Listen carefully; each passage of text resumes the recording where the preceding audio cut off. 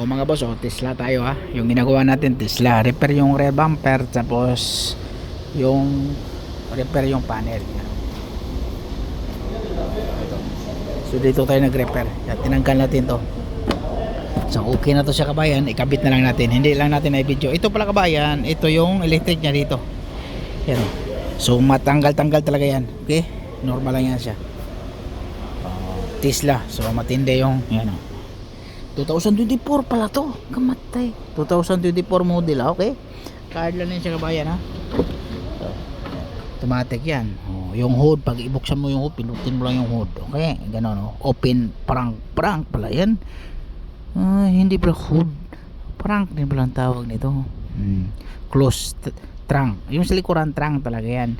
Yung sa prank pala yung one, yung sa harapan. Kita niyo kabayan? Hindi pala pwede hood. Hood, prank if yan trunk. Okay? Yan ang Tesla card. Dikit mo lang yan dyan malapit para mag-start yung sasakyan.